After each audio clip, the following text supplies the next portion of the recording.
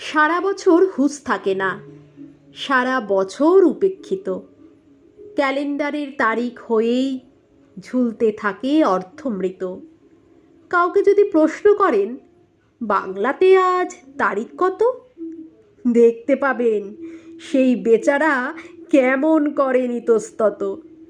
হয়তো উনি বলতে পারেন, মানে বাংলা বছর তারিখ কেমন করে বলবো সব, কম মেতে তো আর লাগে না ঠিক।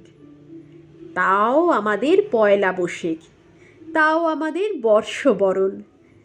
আসর সাজাই, কাসর বাজাই, উদ্দীপনার নানান ধরন।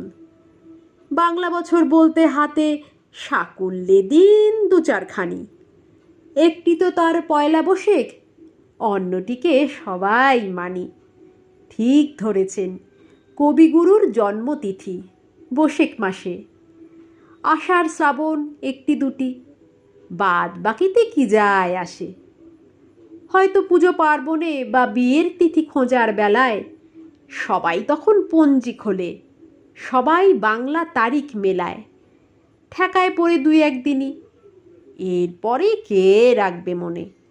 বাংলা বছর ক্যালেন্ডারেই ঝুলবে ধুলোর আস্তরণে।